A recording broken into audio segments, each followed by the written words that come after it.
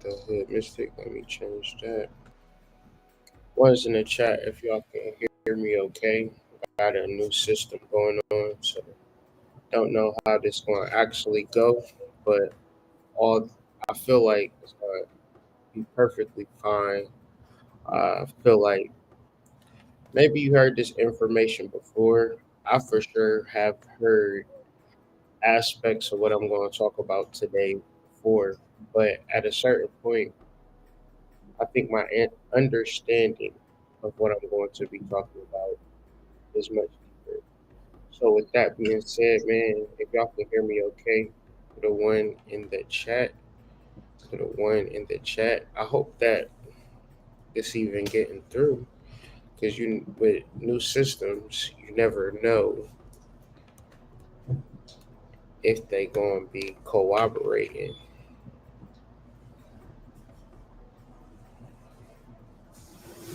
Peace, peace, man. Welcome to the simulation, man.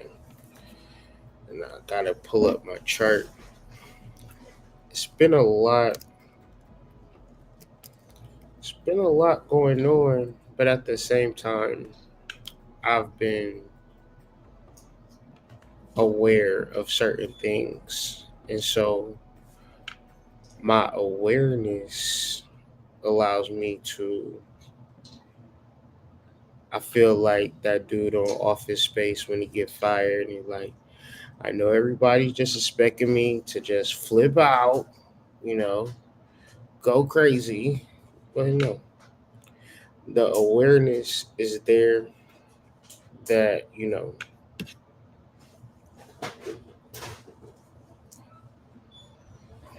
the capabilities or the possibilities are endless.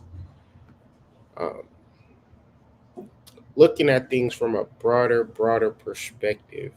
So, if you happen to watch this video live or post live, hopefully you are taking notes and you stick with me because the information that I want to present this evening is extremely profound and amazingly beneficial. I have notes, so I'll get into my notes of like an outline of what I want to talk about and then just get into each and every point. I want to reference this in the space of astrology, but I also want to talk about this in the space of reality. So I want to talk about how it's a theory, but I'm to the conclusion, to the deeper reality, that it is a reality that we live in a simulation. So the ways for which people feel about certain things need to really be addressed and examined, especially like understanding the nature of how something works.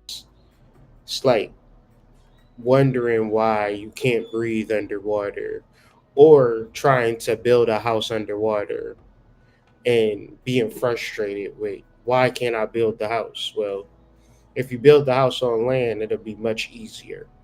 But if you don't understand the dynamics of water and your goal is to build an underwater house, it might be impossible.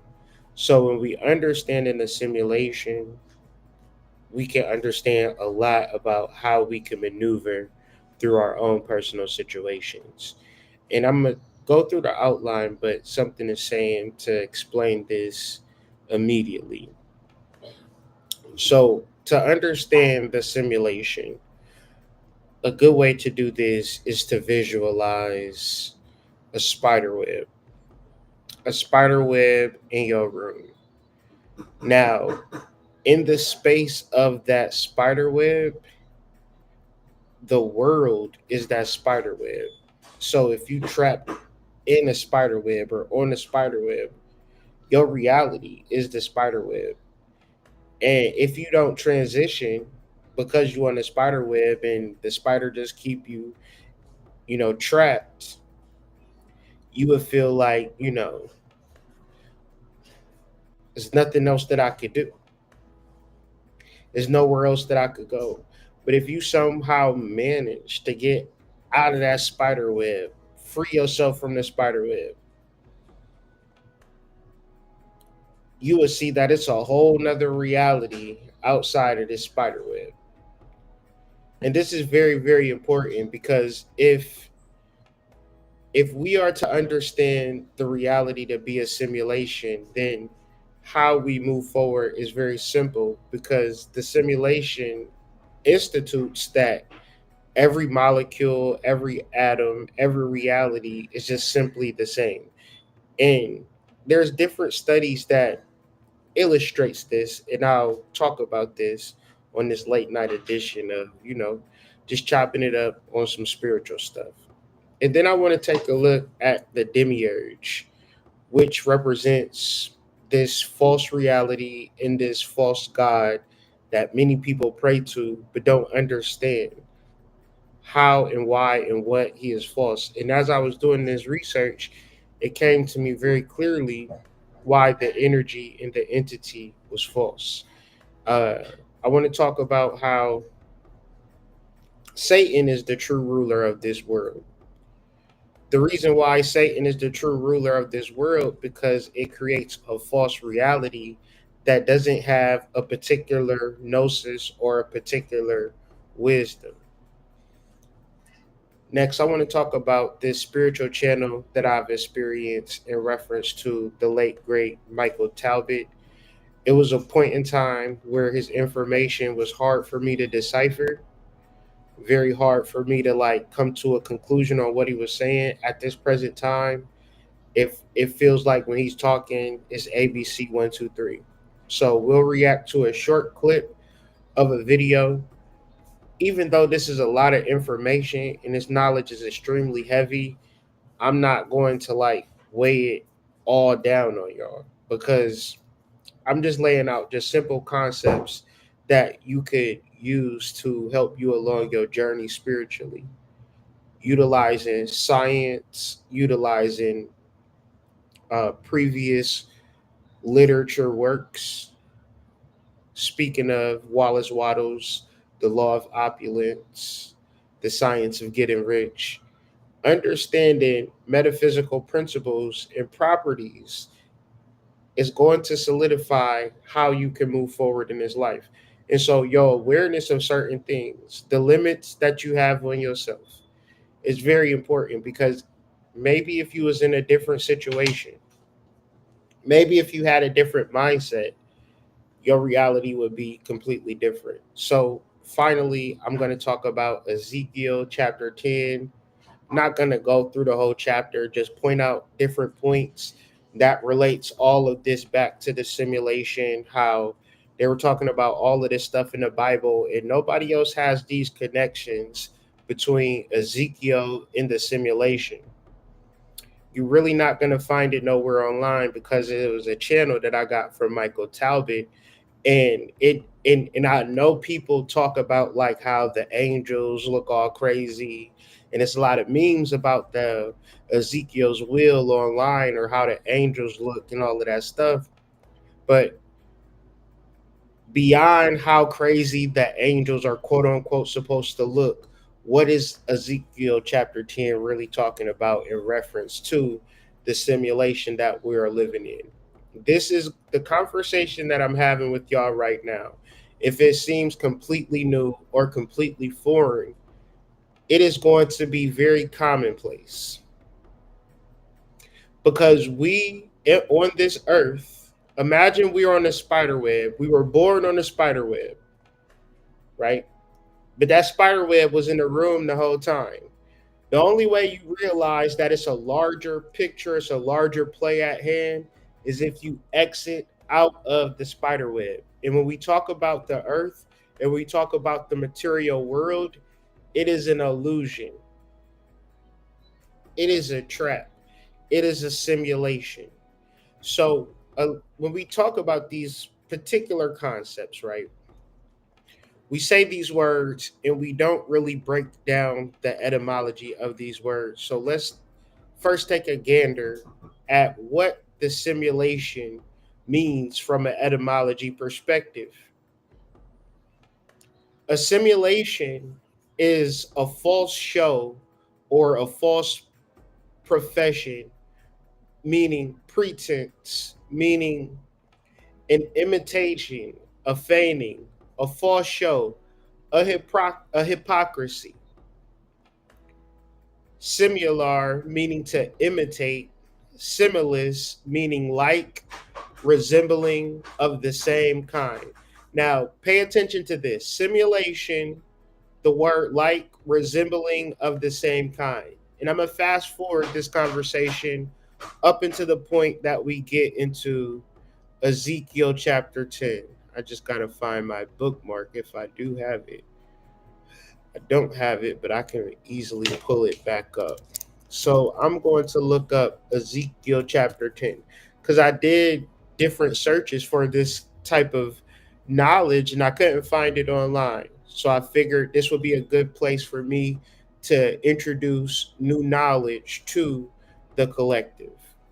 Ezekiel chapter 10 is the Bible verse and chapter that explains the simulation that we are in. Why? Because it starts off with, I looked and I saw the likeness. So y'all can see what I see. See what I see every day as Warren G. You don't know what I hear. What y'all know about that Warren G? I looked and I saw the likeness of a throne.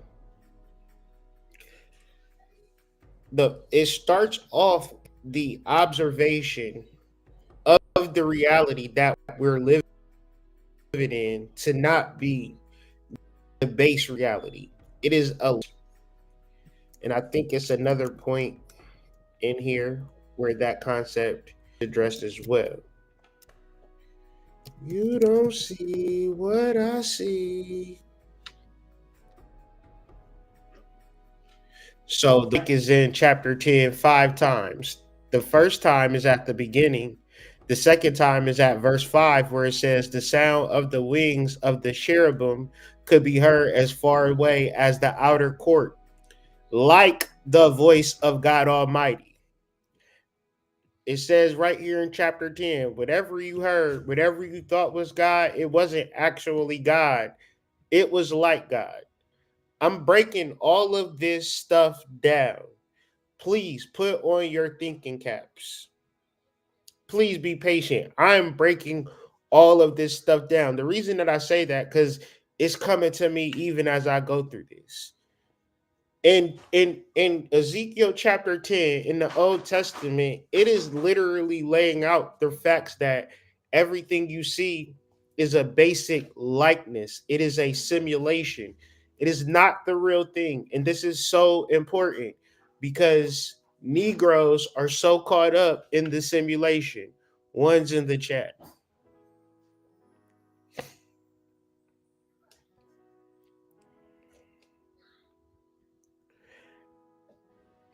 The wheels sparkle like topaz, meaning that it wasn't actually topaz.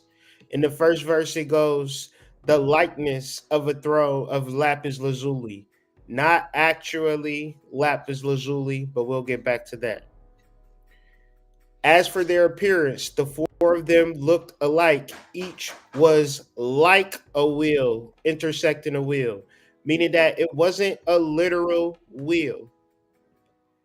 It was like a wheel. So we're not talking about things that are literal when we are looking at the world that we are living in. This is so very, very important because if you don't understand the false nature of the world, then you don't actually get access to the real reality, which is within you. This is why the New Testament is explicit with saying that the kingdom of God is within you. The Old Testament doesn't say anything like that, because the Old Testament is from a perspective that really don't make sense.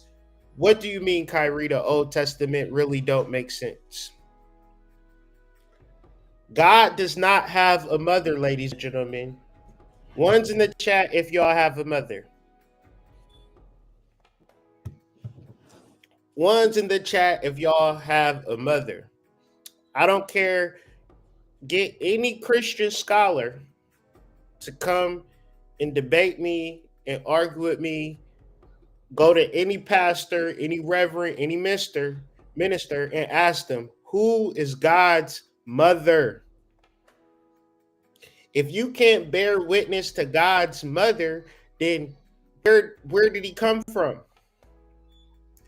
Imagine you meet a man and you say, oh, I don't have a mom. What does that mean? That means you are a clone. That means you are a bot. That means you are not real.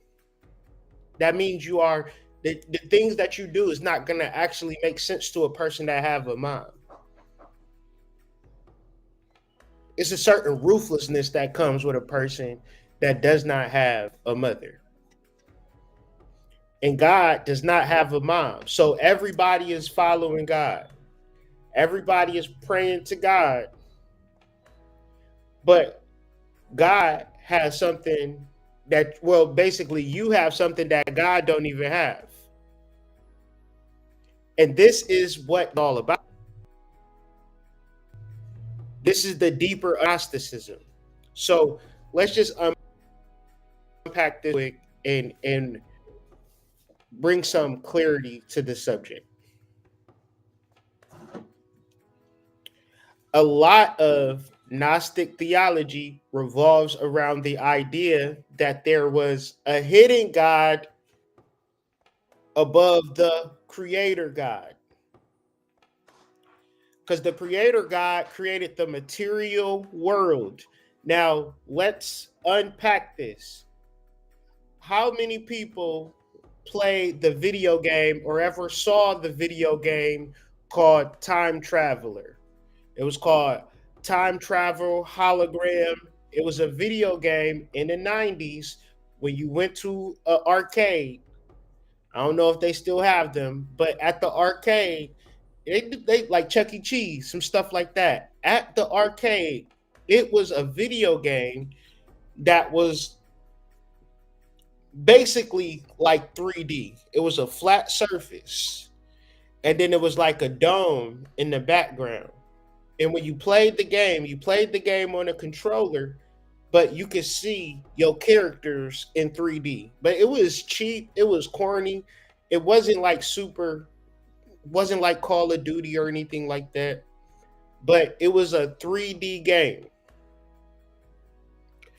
Now, it would be so foolish for me to put all of my stock in resources, my love, my happiness, my joy in that video game just because it's 3D.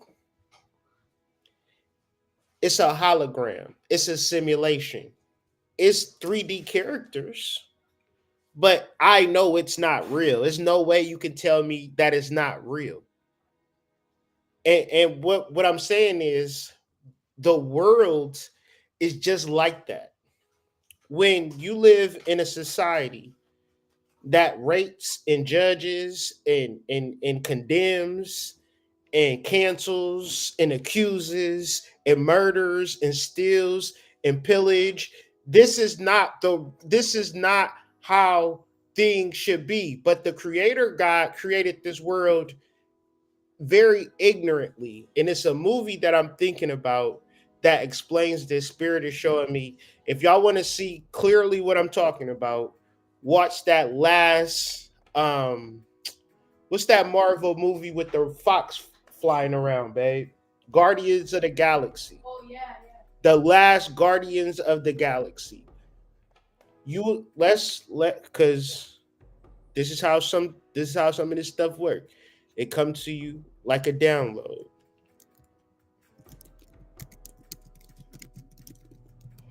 Because the dude, he kept making iterations in the world, and every time he tried to make these iterations, it didn't work. It never worked because it's already a universe created for us spiritually.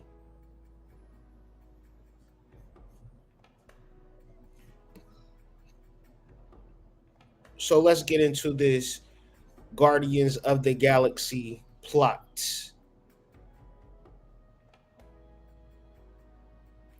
So basically, Rocket is lying unconscious. He recalls his past.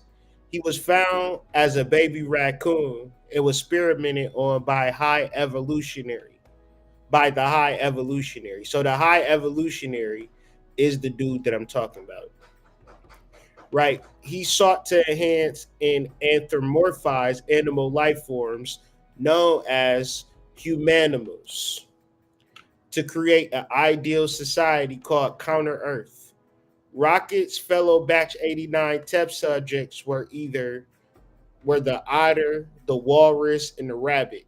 High Evolutionary was impressed by Rocket's growing intelligence and used his insight to fix a defect in later humanable batches. However, he became envious of Rocket's intellect and planned to harvest his brain for further research before incinerating his entire batch. So he escaped from that whole thing. If you watch this movie, because I'm not about to read through all of this, but it's a point in time where I think it's a black man too. This is straight Yakub's story, right? This is straight Yakub. And when you think of this world right now, it's something that is blocking you from your highest of heights right now. And they have blocked all of us, right? And if some of us get to a certain level, it don't really matter because us as a whole are blocked by artificial intelligence bots that are human beings that operate like computers. They don't operate with common sense, reason, empathy.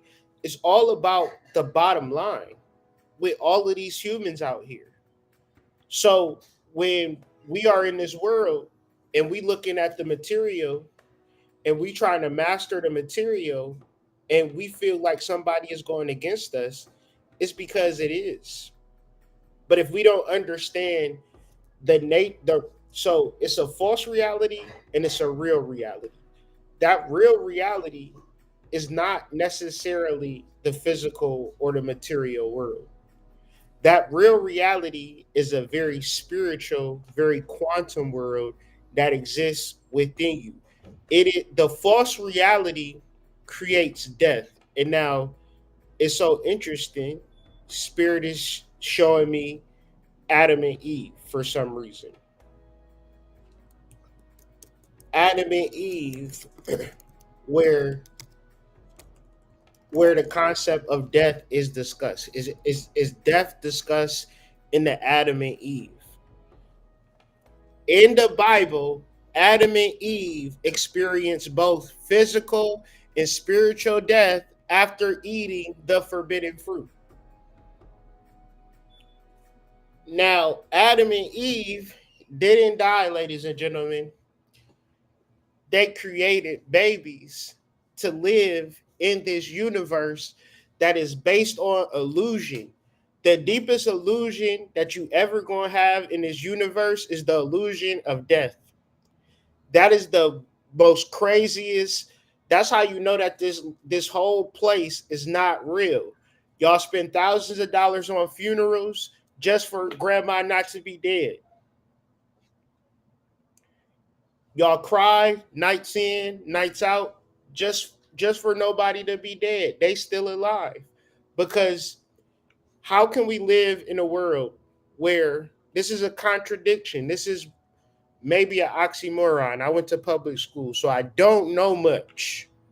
But we can't live in a world where you sad about death and also energy cannot be created or destroyed. The law of conservation of energy, also known as the first law of thermodynamics, state that the energy of a closed system must remain constant, ladies and gentlemen. Listen, we can't be in two places at the same time. So you are either in the Bible loves death. Why? At the funeral, the preacher at the funeral yapping for how much you pay the funeral to yap for your eulogy. Whole time, grandma just sitting there watching this goofy ass shit. Like, ain't none of this real that y'all going through. Y'all mad that I'm not. Y'all mad that I'm dead, but I'm right here looking at y'all. I've just transformed into a different vessel, a different energy system. The energy must remain constant. So who we are as spiritual beings is the dominant reality that most people just forsake because the false god is so pervasive. So let's get back to Yaldabaoth.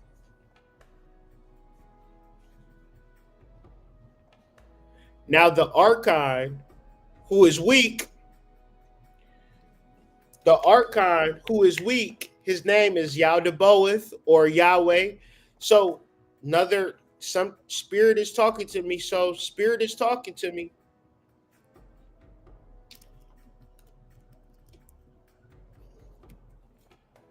I'm just going to search where Yahweh is at in the Bible. The Tetragrammaton. What is the Tetragrammaton really? The Tetragrammaton is a 4-letter Hebrew theonym translated as Yahweh or Yahweh, is the name of God in the Hebrew Bible. So you know that the God of the New Testament and the God of the Old Testament is two different names. So it's nowhere in the universe that you look at Jamie Foxx and you look at Drake and you say, "Oh, there go Jamie Foxx," and it's really Drake. Or you look at Drake and say, "Oh, there go Jamie Foxx," or vice versa. You know what I'm trying to say? A name is an identifier, is a marker. So if it is reality, and trust me, this book is the Bible that people hold in their hands and they never talk about it and they never study it and they never really sit with it and try to comprehend what's being said in front of them. And the book holds a lot of power when you begin to understand that this book is deeper and is much more of a broader story than what's in your head. That's what makes it powerful. If you ask me. So the Tetragrammaton is the name of God in the Hebrew Bible, which means to exist, to cause, to become, to come to pass. The books of the Torah and the rest of the Hebrew Bible, except Esther, Ecclesiastes, the Song of Songs, contain this Hebrew name. Observant Jews, those who follow Talmudic Jewish traditions, do not pronounce nor do they read aloud forms such as Yahweh or Jehovah. Instead, they replace it with a different term, whether in addressing or referring to the God of Israel. Common substitutions in Hebrew are Adonai, my lords, Elohim, literally gods, but treated as singular when meaning God. So that's another red flag. In the Bible, if you look up the Hebrew, it's the word Elohim there meaning many gods. But then at the same time, people act like it's only one God. And I really want to know, who is God's mother? Everybody got a mom. Spirit said, look and see if Zeus got a mom.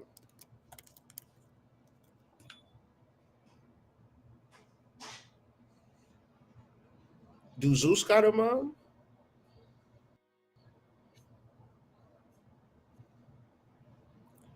Zeus was the youngest child of the Titan Kronos and Rhea. So even Zeus got a mom and a dad. Zeus's mama is Rhea. You more liable to get more power dealing with Zeus. You know it gotta be some weird. You know it gotta be some weird shit when the motherfucking nigga got a mom. Well, tell me about your mom. I don't got no mom.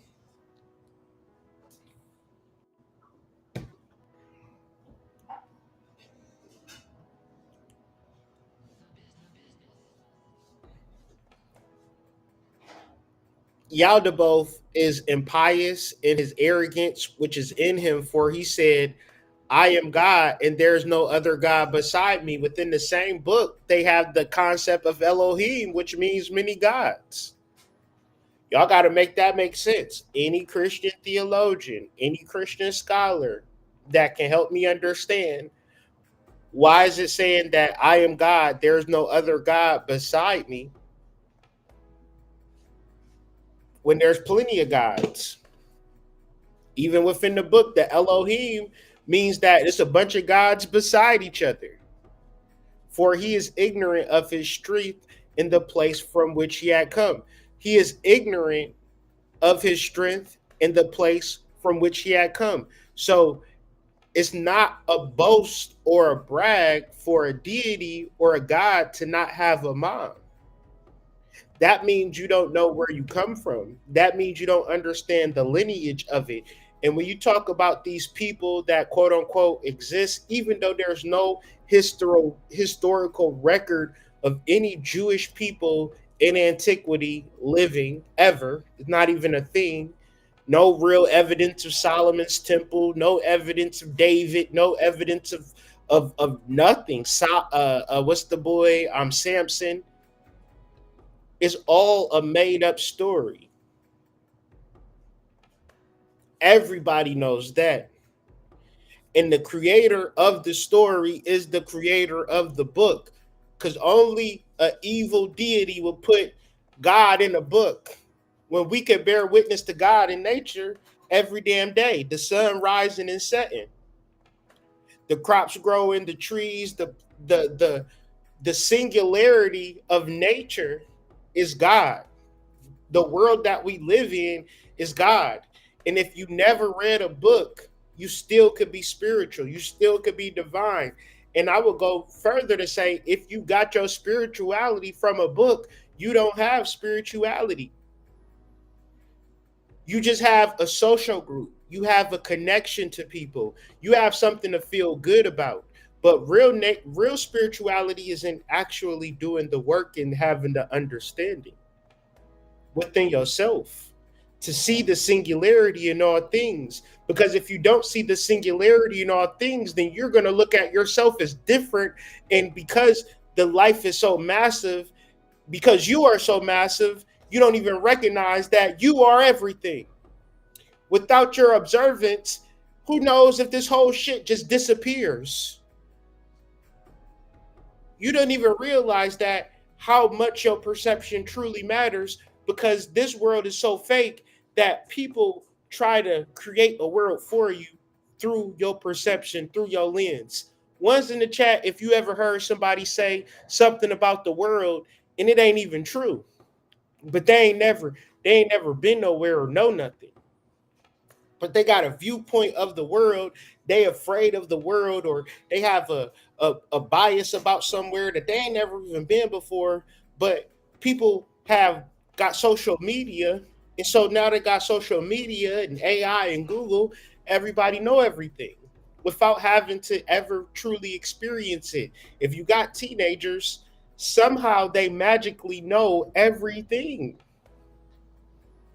One's in the chat, if your teenagers know everything, and it's like you don't even know, it's you don't even have a basis of truth from what you yapping about. You thinking about some shit and it makes sense to you, and now it's real. This is ignorance of the place from which you had come, because you got to get into the knowledge. You got to get into the gnosis. That's what it means to be a Gnostic. And Gnosticism is the reality that everybody has the divine spark within them. The divine spark is the singularity. Since I got the divine spark, you got the divine spark, she got the divine spark, but hood, she got a train ran on her for the football team. She still got the divine spark. Hood, you know, he bisexual. Hood, he still got the divine spark. None of that shit matters because, and I'm not saying, you know, get on Grinder or nothing like that. But what I am saying is that this world is an illusion to a certain extent. And if you want to manipulate the matrix, you have to begin at that place. And having created everything, he organized to the model of the first Aeons, which had come into being, so that he may create like them the indestructible ones. Not because he had seen the indestructible ones, but the power in him, which he had taken from his mother, produced in him the likeness of the cosmos. And when he saw the creation which surrounds him, and the multitude of angels around him, which had come forth from him, he said to them, I am a jealous God, and there is no other God beside me. But by announcing this, he indicated to the angels who attended him that there exists another God. For if there was no other one, whom would he be jealous? And Christians, people who read the Bible, don't even question the shit. How is there no other God before you, but you are a jealous God? Jealous of what? This is the God that people pray to. This is the God that people worship. He is a jealous God. It's in the black and white text. And a Christian will say, yeah, and so what do you mean? What are you jealous of? Other gods? Why are you jealous of the other gods? Why is it, if you was a human being and this person was jealous of that person, you wouldn't look at that person that's jealous and say, let me worship this person. What we must understand is that masculine and feminine is necessary. Negative and positive is necessary. Mother and father is necessary. Without these constructs, you can create a reality where you don't need no man. You can create a reality where you don't need no woman. And many people will stand on that hill from here. People will have children and don't care about having the other person around. And it don't even affect them. It's normal. Why? Because this world is a false world. Because a car is divine. Because a car operates on specific principles. A car isn't just a car that says, I can do whatever I want to do. In order to start a car, you got to have a positive and a negative charge, and it gets you wherever you need to go. Humans have created a system where they can do nothing but crash out, and the only thing that they could do is become more arrogant. They don't even see it. They don't even realize it. They're oblivious to the concept of, damn, the problem is I'm positive and I don't have negative. I'm negative and I don't have positive. How am I going to start my vehicle? Humans are contrary because they worship this false god. This false god have created a system in a reality that was never there, especially for us. We talking about people who have created Michael Jackson, Whitney Houston, Prince, Jimi Hendrix, John Coltrane. Now we are people that create Sexy Red and Gucci Third Leg. That's who we are. And the reason we are this way, because we don't understand reality. We don't understand spiritual truth. We understand doing things for the gram, meaning doing things for the external, but really understanding the nature of reality, we have a hard time getting to. And the arrogant one took the power from his mother, for he was ignorant, thinking that there existed no other except his mother alone. And when he saw the multitude of angels which he had created, then he exalted himself above them. So this explains the thought behind why the creator God of the Jews was thought to be arrogant and vengeful, etc. I'm gonna go back to this other page, and then I'm gonna continue on with the build.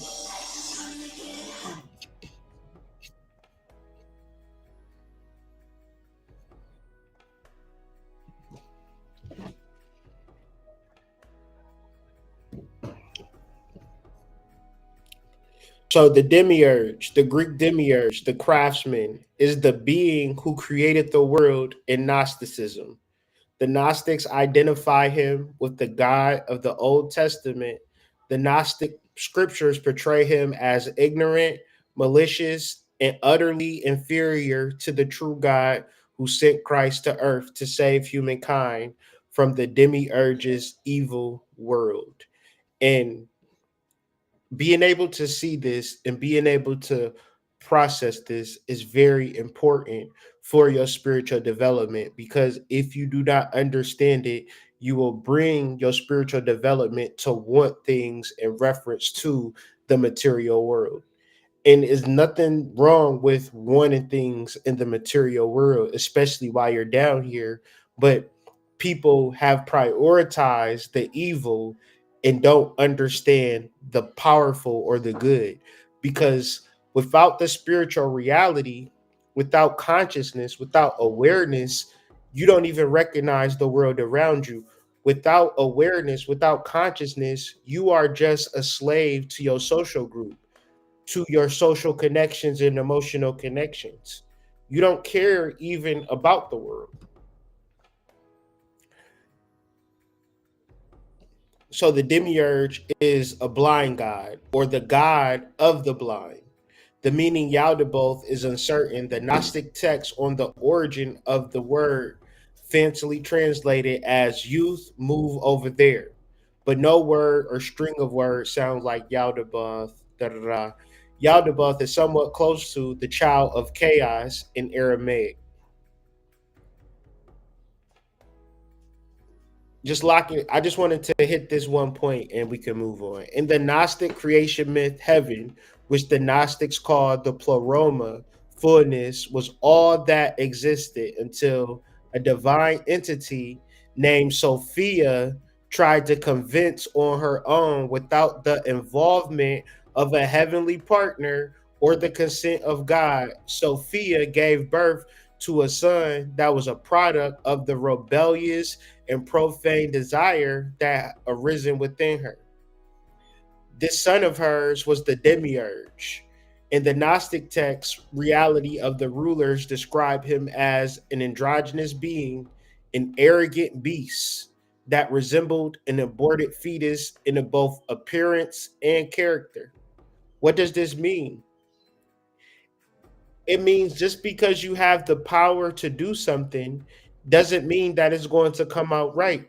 And without dealing with the true God, the true source, you will see it in your life.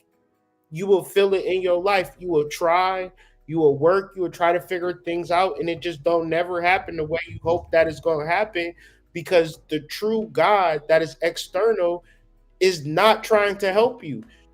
You know, you can ask your family members right now, do you believe in God? And they will say yes. And you say, well, can I loan me $5? I'm extremely hungry. And they'll tell you, I ain't got it.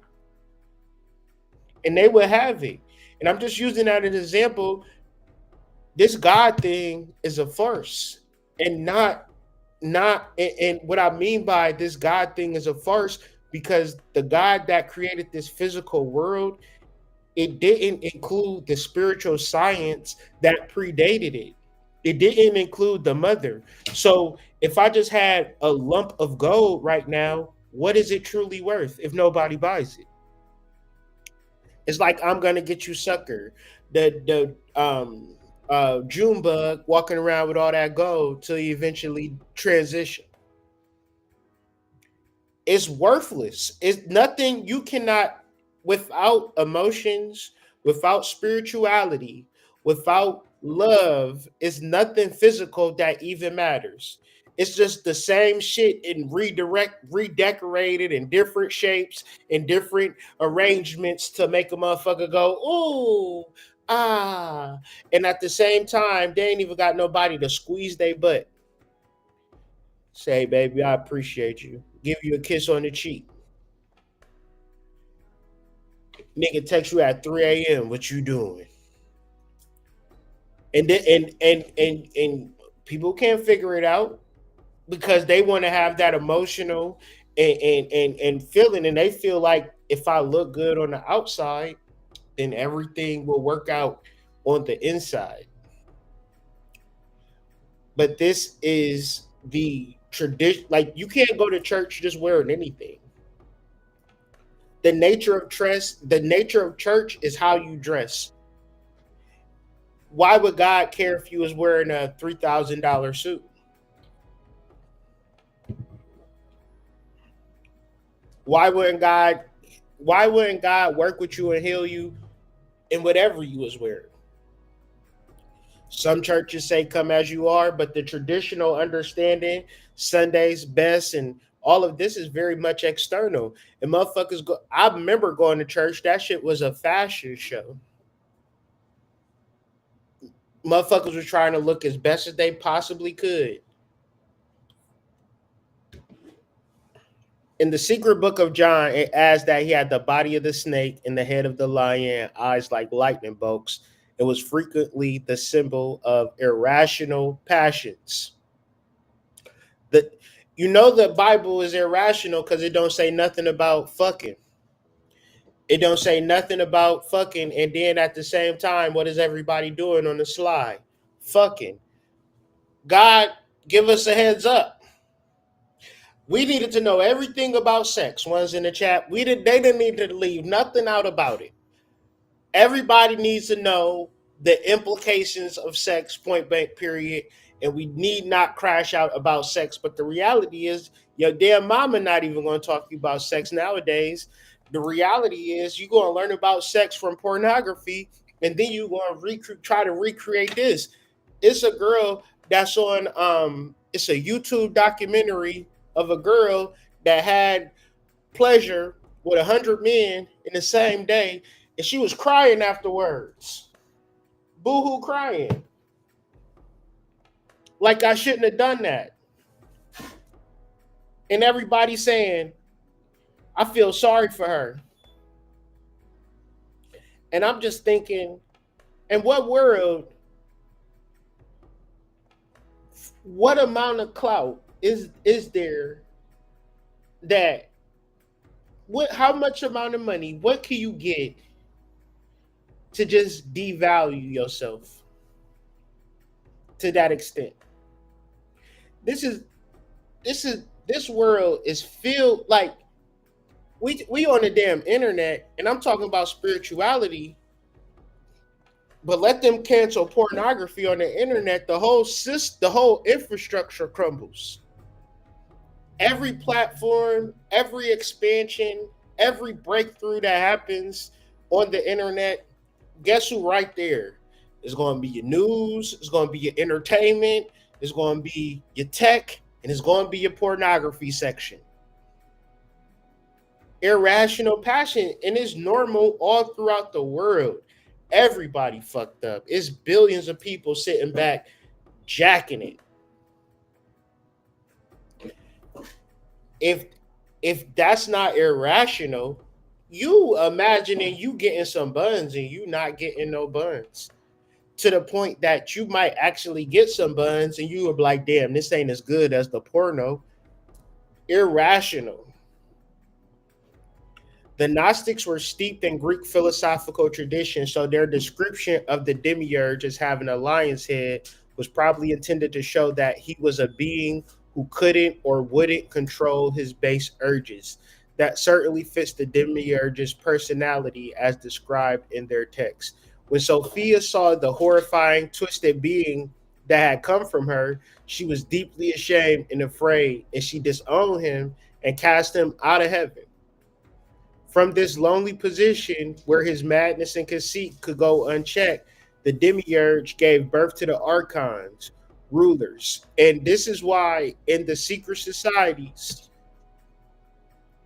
I'm going to bring this up. This is why in the Knights Templar, this is why in them secret societies, this is why in all of them rituals, you got to give up the booty. It's all about booty. These men in these high level positions, they stay in them high level positions because they got secrets on each other. And this is the God that they pray to. When a nigga win a award or Emmy, what he say? I want to thank God. What he talking about? I kill that nigga, I shoot that nigga, I fuck this nigga's bitch. Congratulations, Lil T-Bone. You have won a new Grammy for the best song. First of all, I want to thank God because if it wasn't for God, I wouldn't be here. That's what them niggas say.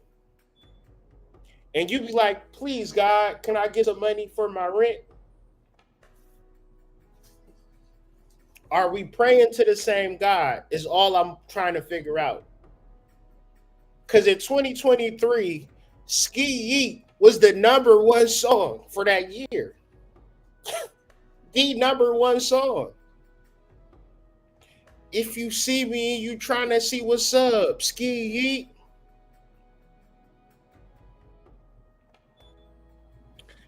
I'm sure it was a year where My Girl was the number one song. We went from My Girl to Ski Yeet in a matter of 40 years.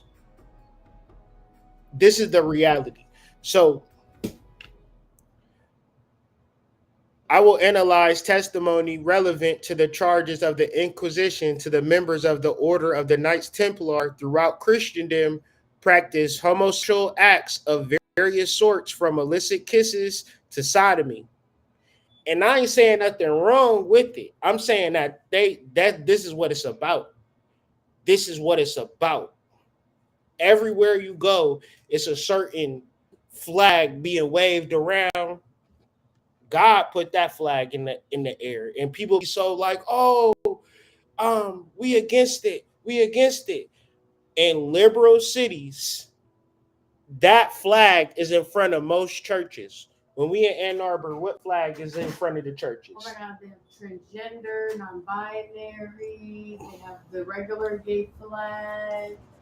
Them is the flags that they rock. That's what they on. Yeah. I'm not making that up. This is what it's about. And this is what they own. Like this my man's. This my homie. A lot of people,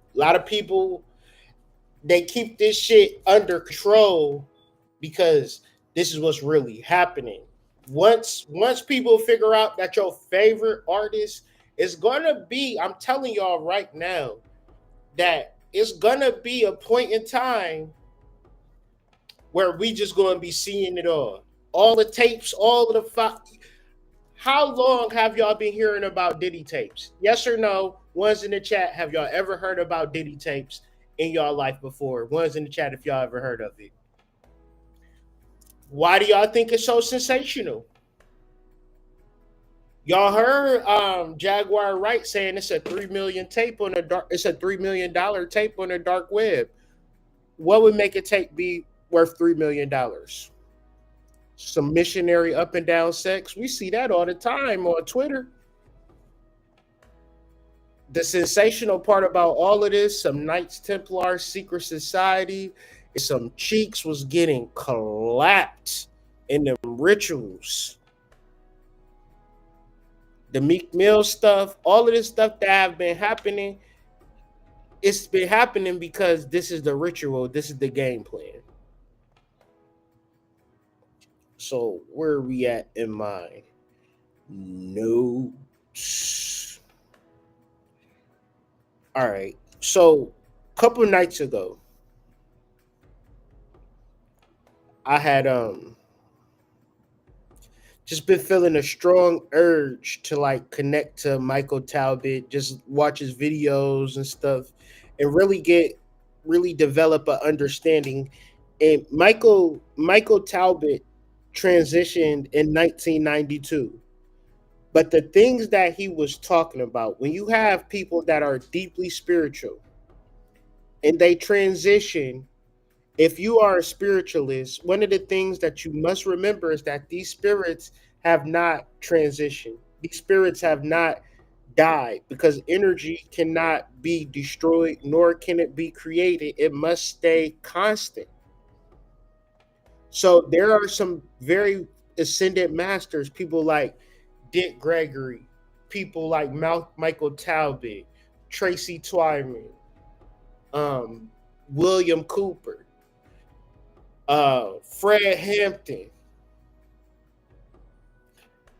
Work with these people because these people are not dead. Can we get some checks? Can we get some ones in the chat? Because I know what I'm saying, but I can also understand how people can't understand or fathom.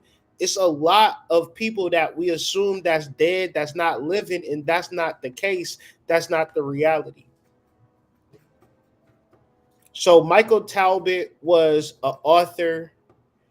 He wrote a book called The Holographic Universe. And I've been trying to understand it, trying to wrap my mind around it, but it never made sense to me. Right? It never made sense to me. And then a couple days ago, he had came to me and I revisited Michael Talbot's work, and it sounded perfect. It sounded like normal because now we live in a world where let's just bring this up. Google have created a quantum computer chip. What's going to happen is that they going to rev this with this electromagnetic energy, these quantum computers, and like, correct me if I'm wrong, they put out Wicked this year, right? And Wicked is about the Wizard of the Oz, right? And Wizard of Oz is about this dude who control Oz, but he don't got no power. That's Gnosticism. Oz is the demiurge, and the land. Well, the Wizard of Oz is the demiurge, and the land of Oz is the reality that we live in right now. And the irony of that Wizard of Oz is that Dorothy go through all of that bullshit just for the witch to tell her at the end, you could have went home at any time. All you had to do was click your red heels 3 times. What does that mean? Activate your root chakra, tap into your spiritual beingness. I know what I'm saying, but people can't comprehend what I'm saying. Your spiritual reality, your chakras are what connects you to the universe. Everything by nature of it, if you played the time traveler video game, I'm gonna just show y'all what it looked like because there's some young people that's like, what is you talking about? I never heard of the time traveler video game.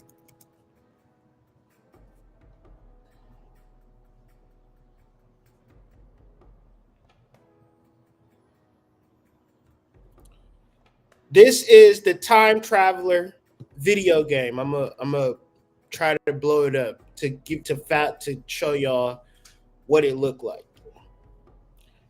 I never played the game because it looked at base, but it always struck a chord with me because I would look at it and you could see like the characters in the game like standing up, and it's like little shapes and stuff to show like this is a 3D space that's utilizing lasers and lights and a dome, a firmament.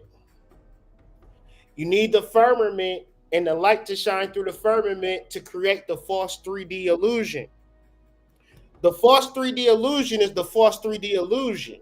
But at the end of it all, it would be idiotic for me to act like that reality that I'm looking at in that time traveler video game is the end all be all reality.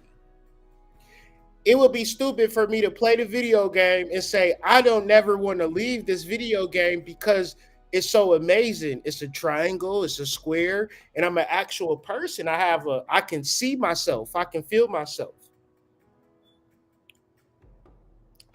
The reason why it would be idiotic because it's a whole fucking arcade, it's a whole mall, it's a whole city, it's a whole town, it's a whole country, it's a whole planet that I'm just gonna act like isn't there. So it would be a shame if a person lived and died playing time traveler video game. We would say that nigga's an idiot for playing that video game till he died. Well, the same is true for people that pay attention to the physical reality and act like what's happening on the physical reality actually matters when we are actually in a larger universe. There is something beyond what everybody knows. And we know that it is something beyond what everybody knows because the spiritual nature of life is not the material reality. It happens beneath the surface. Everything that we know to be creation, we can't even understand it or fathom it because everything that we know to be creation is entirely spiritual. No human being is saying, I want a kid. Let me go to the laboratory and go make one. Yeah. You actually got to do some up and down sex missionary. Oh, no, hood. I can get a surrogate. I can go get IVF and all of this. Cool. Cool. Cool. But you don't got 80K. Let's keep it a buck. Not for that. And the people that do be into that type of stuff, what do they figure out? Their kids is complete and total clones, no soul. So now you got a kid, but now he sliding with the ops. Now your kid is all like playing a video game all day because he don't got no actual soul. So I'm going to try to react to this video and let me know if y'all can hear sound or not.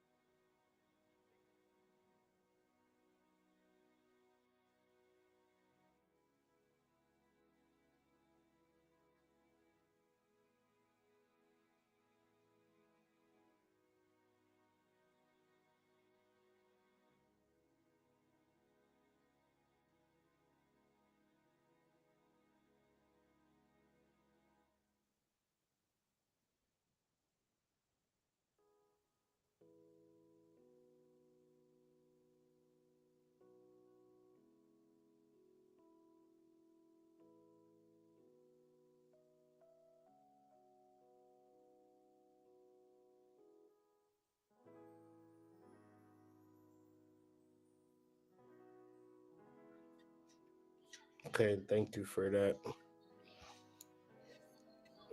I wouldn't necessarily know because, like I said, this is a new system that I'm not completely familiar with. So I'll do some more tinkering, but I will simplify it to the best level that I know how to simplify it. So Michael Talbot's work comes a lot from Carl Lashley's work, who says that there is a law of mass action. So if I take one part of the brain away, it's not going to affect that one part. It's going to affect the entirety of the brain. He done experiments with mice and put them on a maze and took out parts of their brain and allowed the mice, and the mice still remembered. And there was not a particular part that he could take out to differentiate this part is where this person remembers this area. There's no specific place where memory exists in your brain.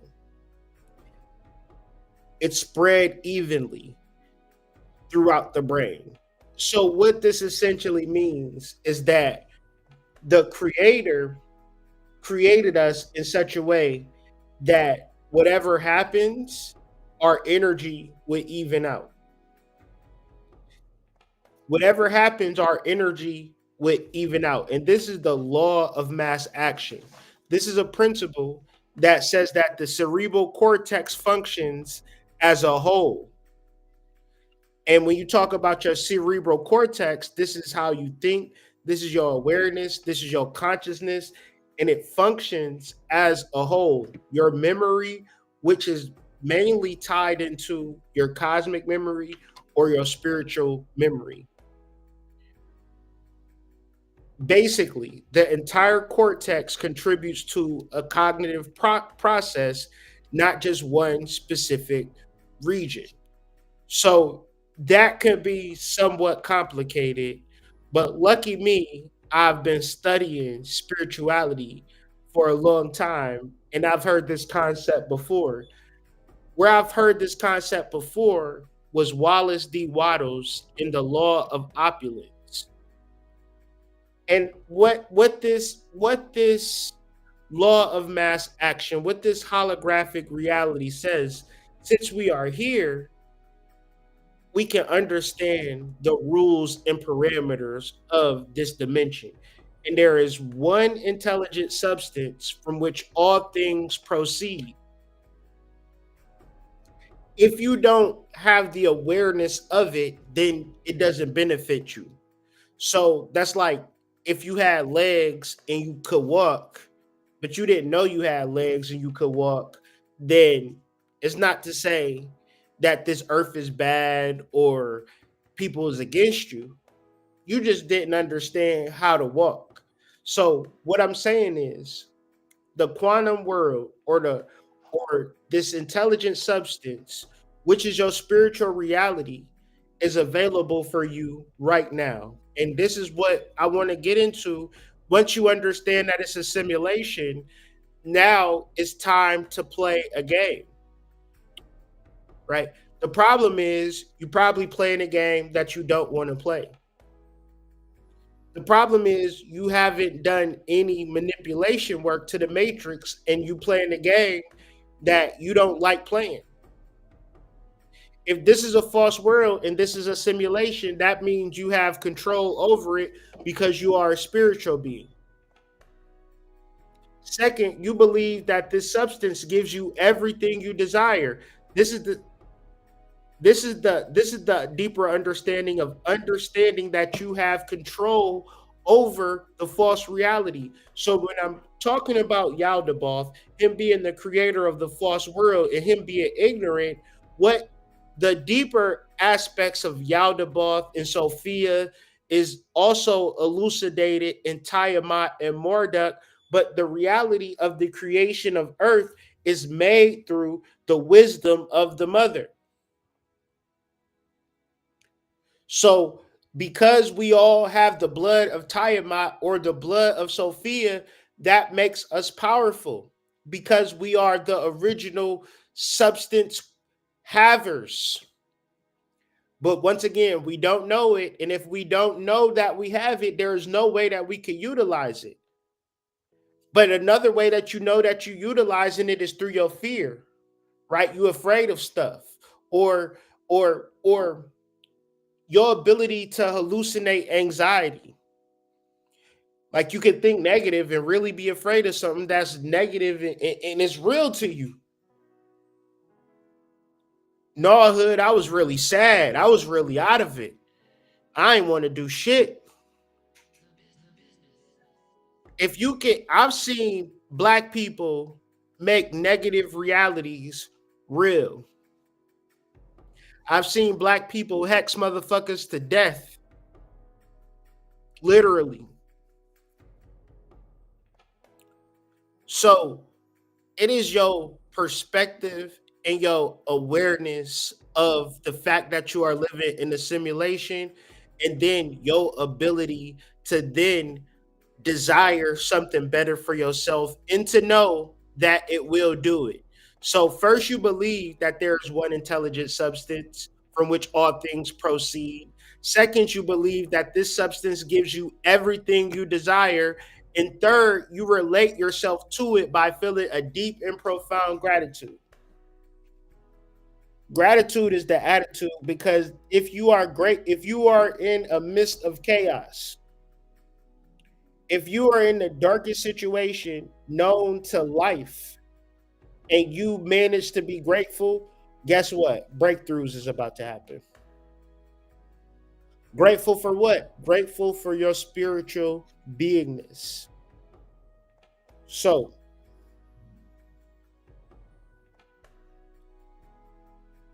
one of the things that Michael Talbot said is that in that piece that I wanted to play, but it wasn't playing, he said that each piece contains the whole. And this is the nature of the simulation.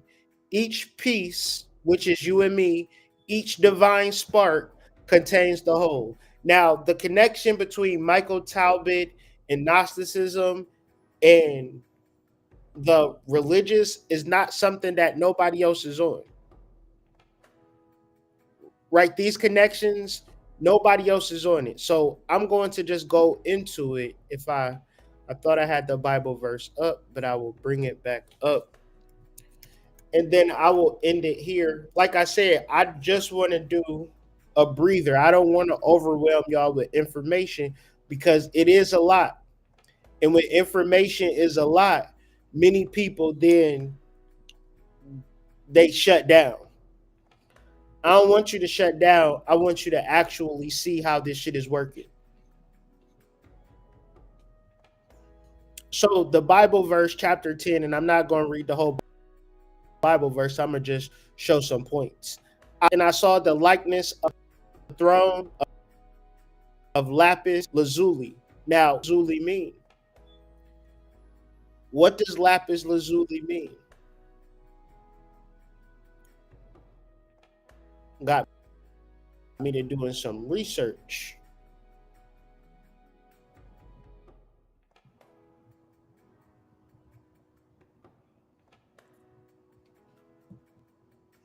My phone is dead, but I wish my phone wasn't dead. I had did some research on this, and lo and behold, somebody had made an order and their name was Sapphire. Right? Sapphire is derived from the Greek word sapphirus. The ancient Greeks and Romans used the term sapphirus or blue stone to refer to the lapis lazuli stone. And as I'm doing this study, somebody literally named Sapphire placed the order. Like you literally couldn't make it up. And the blue stone, working with this blue energy, working with this blue magic, is something amazing about it, man. Please click the QR code. I know people are not really hip to it. They don't understand it. But blue magic is wealth magic. I figured out that XRP and blue was the same. XRP and blue have the same concordances as far as gematria. When you add both numbers together, I showed that on my Instagram. Make sure you follow me over there. But make sure you get into your blue magic, your wealth magic, because this stuff never, ever, ever disappoints, man. It is some amazing stuff to be witnessing. Like working with this blue magic, I'm telling you, I'm taking this all the way up into a mansion. And I'm gonna be like, I told y'all, not fucking around with this damn blue magic.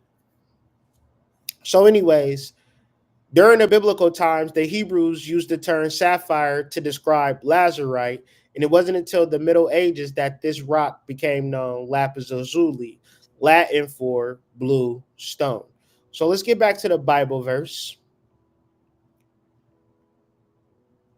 Above the vault. See, the vault is an interesting word. Nobody has made these connections. So I'm sure you're going to see a lot of people make these connections and act like they was downloads, because that's how this shit works, especially for me, and it's perfectly fine.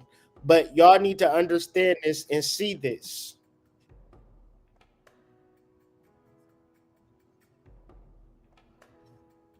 I'm going to look up the King James Version. Yeah. So then I looked in the firmament. Now, remember I told y'all about the time traveling video game? Remember I told y'all about time traveler video game? When you look at the time traveler video game,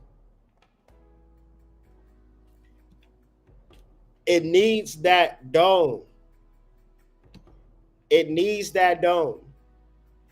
And when people say we live on a flat earth, or we live in a globe, or we live in a dome, this dome creates the holographic reality.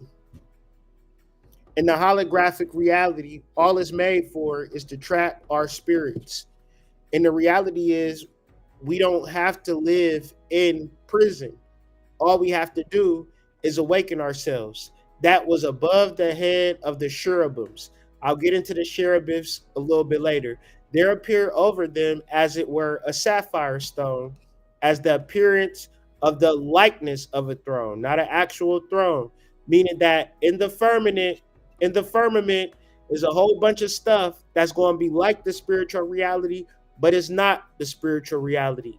And God hit you with the metaphysics real easy. And he spoke unto the man clothed with linen. What does that mean? That's the material man. That's the man with the nice clothes, right? And God speaks directly to him and say, go in between the wheels, even under the cherub, and fill thy hand with coals of fire from between the cherubims, and scatter them all over the city. And he went in my sight. So I'm going to get into these wheels a little later, but I'm going to just keep reading. Now, the cherubim stood on the right side of the house. House is really temple, but when we talk about the temple or the house, we're talking about the body. When the man went in, the man is awareness or consciousness. Awareness and consciousness going within yourself. And the cloud filled the inner court. So we're talking about going within yourself. Then the glory of the Lord went up from the cherub, stood over the threshold of the temple, and the temple was filled with the cloud, and the court was full of brightness of the Lord's glory.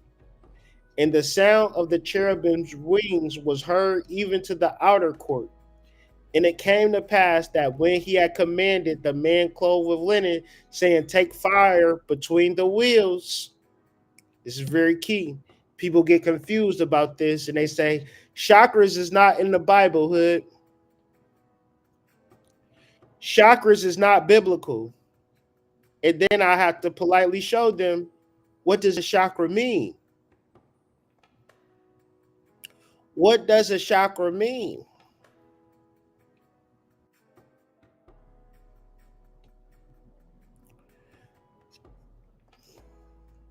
The word chakra is a Sanskrit word. I done delete it. Give me a second. The word chakra is a Sanskrit word that means wheels. The word chakra means wheels in Sanskrit and refers to the energy points in the body. So when people reading the Bible and they looking and they reading Ezekiel and they seeing the word wheels and they drawing pictures about actual wheels, that's not really the wheels that the Bible is talking about. The wheels that the Bible is talking about is your chakras, the energy points. Dorothy in the Wizard of Oz clicking those red heels, talking about there's no place like home. Home is the spiritual world. Home is heaven for spiritual beings.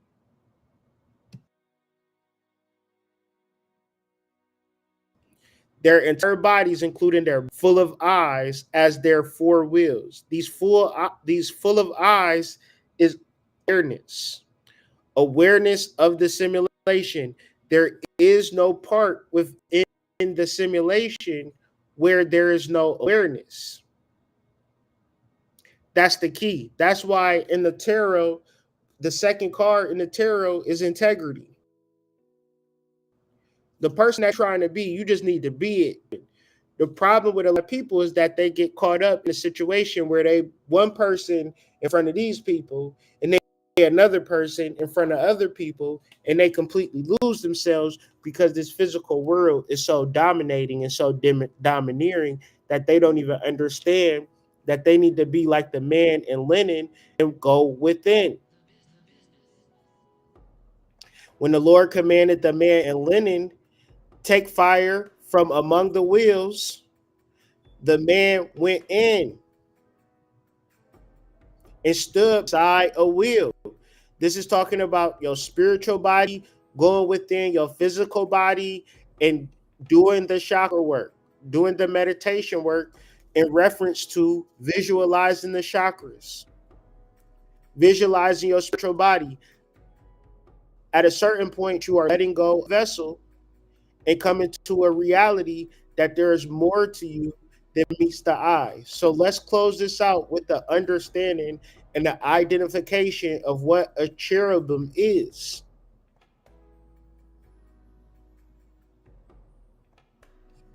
A cherubim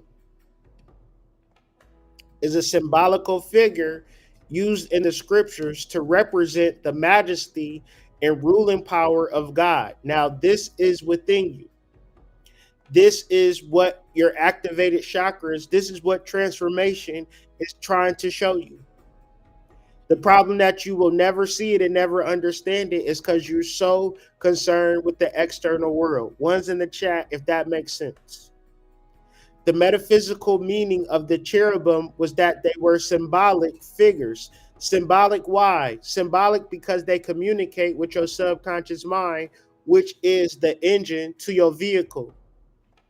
You never seen your car break down and you said, man, I need to go get a paint job. If your engine is not working right, you need to fix your engine. You can't fix your engine with paint. You need to understand the tools that you need to fix your car. In order to fix your subconscious mind, you need to fix it with symbols, with geometric shapes, with meditation. These symbols go directly to your subconscious mind and heal you. You must fast. You must let go of the food because the food is not even food no more.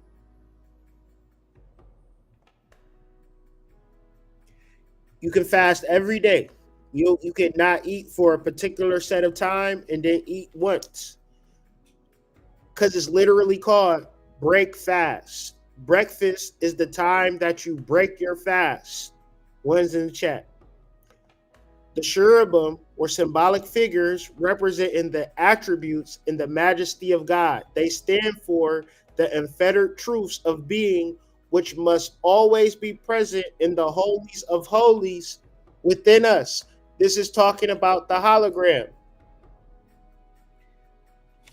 No matter what you're experiencing, no matter how difficult your life is, there is something within you that is operating at a perfect spiritual level. It's called existence. It's called life. The thing that is keeping you alive and keeping you awakened and aware is perfect. However, when we don't focus on it, i.e. meditate, then we are focused on something that is not going to sustain you. If you are not focusing on your chakras, then you are probably focused on something that is not going to sustain you. Your chakras, in reference to your heart chakra and your heart beating, Yeah, that's life right there for you. Why not be grateful for that? Why not understand how that thing works? You, within you is perfection right now. If we do not have this higher realization before us constantly, we shall drop down to the physical plane and our religion will become a mere phenomenal display.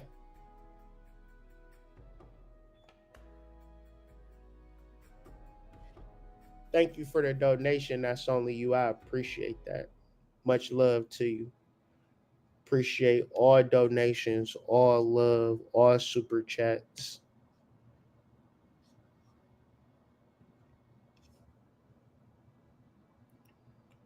We are told that the cherubim spread their wings over the place of the ark and covered it and its staves. Yet they were not seen without.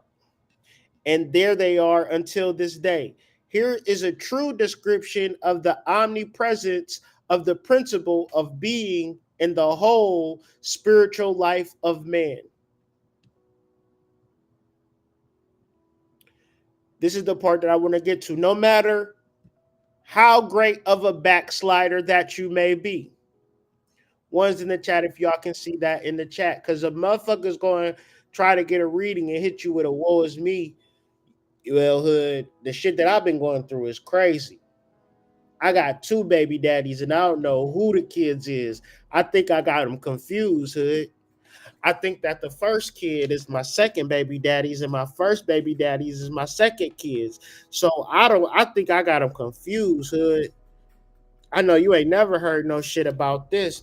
No matter how great a backslider you may be, the presence of the Spirit of God is not far away from your conscious mind. I've been trying to say this shit for weeks.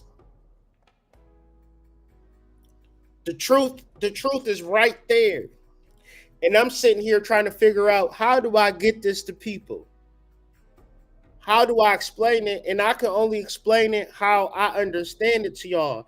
And I'm telling y'all from my heart to your heart, ain't nobody giving y'all no information like this. At the core of your essence is the presence of the Spirit of God, but you don't give a fuck about it. Why? Because this higher realization is not before you constantly. My favorite Bible verse is Thessalonians 5:16.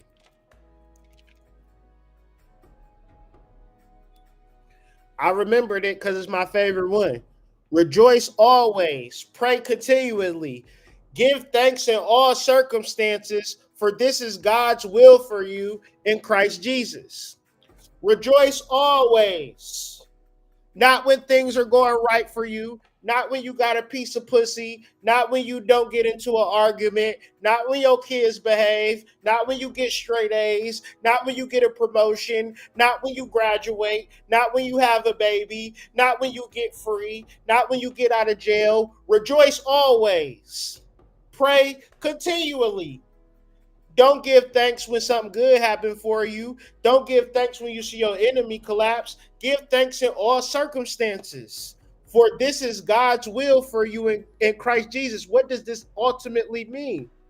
This means that the higher realization is before you constantly. And if you don't recognize this, and this is what I mean by spiritual work and spiritual understanding, it's not skim scam today and tell you a bunch of proverbial bullshit tomorrow, and hopefully you my phenomenal display is what you realize about me.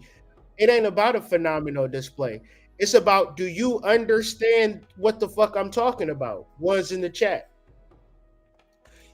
Because if you understand what the fuck you talking about, then that means I'm doing my job as a messenger from the Most High, not the second in command, the Most High, his mama.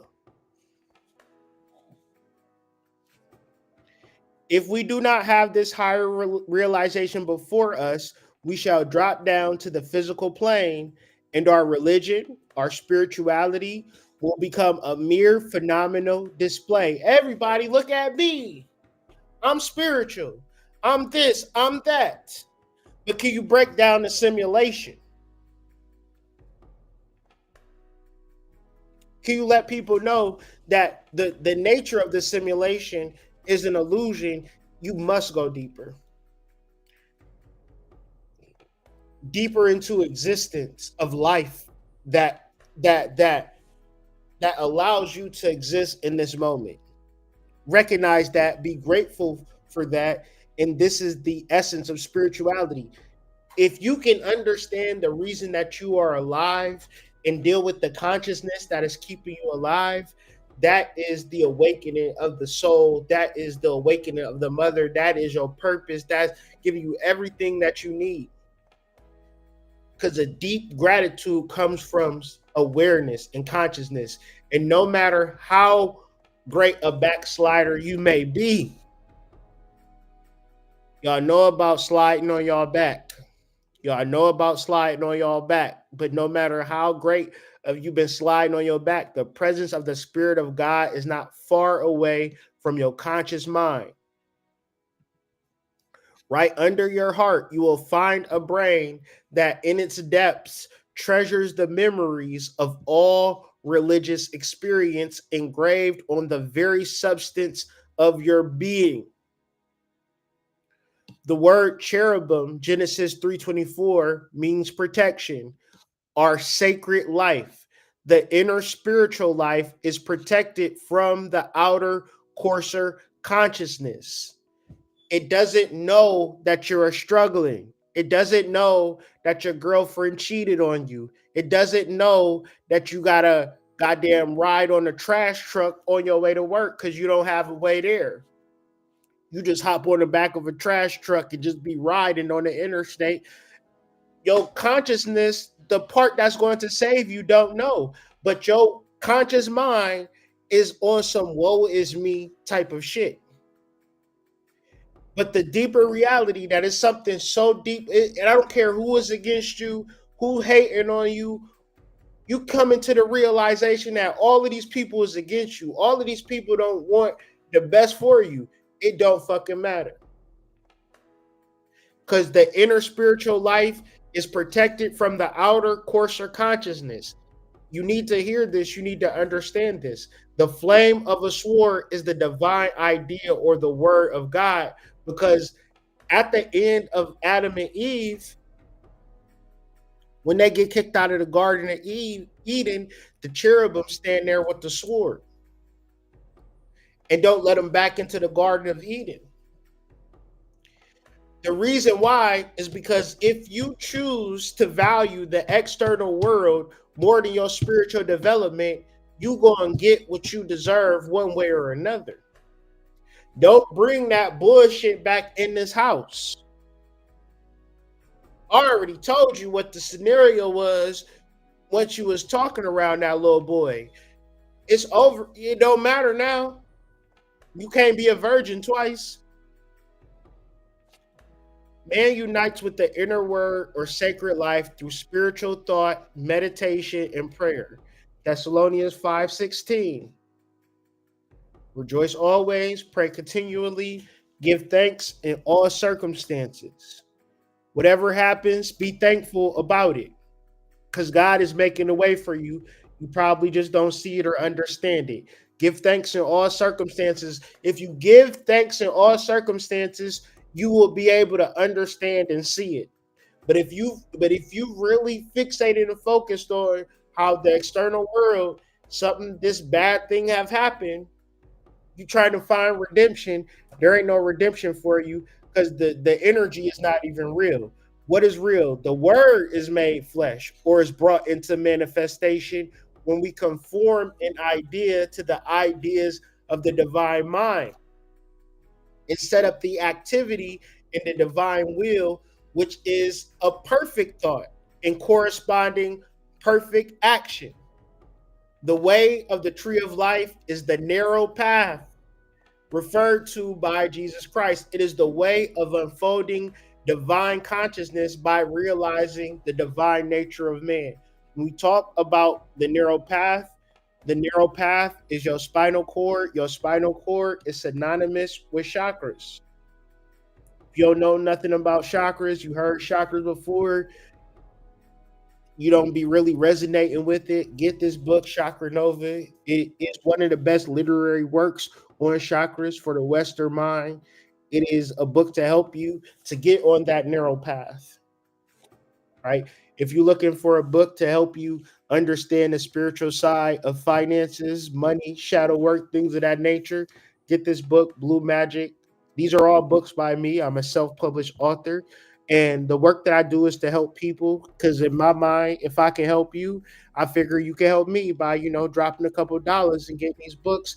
Click the QR codes, or just simply click the pictures on the screen, and it'll send you to the website that you can purchase these books. Astrology Explained, one of the greatest books on astrology. Be sure to get it. But if you like, damn, I don't know what book to get, man, get all of them. We got the Hood Mystic book bundle. Everything is on sale this month.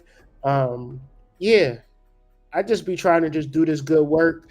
And for those who don't know about the books, I got this little new setup. So I'm just trying to see what it looked like. You know what I mean?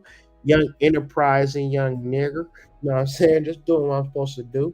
But anyways, man, look me up, Kyrie Anthony on Google. Look me up on Instagram at the Hood Mystic. I do different things on Instagram. So my Instagram, my Facebook, them is all different experiences. I appreciate everybody's support. I appreciate everybody for tapping in with me. But at the end of the day, I want y'all to understand this content. So if you're watching this video post live, let me know what you thought about this video. Let me know if it helps you understand it a little better. Like I said, this is more of like a part one because I don't want to overwhelm and I want to just hear what I sound like when I'm talking about this type of stuff. I'll listen to this back, but I know with this, it's an established clarity. But the overall premise, the overall understanding to the simulation through Gnosticism is that there is a deeper perfection within you that you could tap into at will. All you have to do is remember it at all times, right? Spiritual thought, meditation, prayer, Thessalonians 5:16. Rejoice always, pray continually, give thanks in all circumstances. With all that being said, I give thanks to y'all for listening, taking notes, understanding this within yourself, because this work is not only going to benefit me, it's going to benefit you and everybody associated with you, right? When you heal, when you level up, that means it's going to be better for everybody around you. I truly mean that. So, for all that being said, man, hope y'all enjoyed this video, and I will get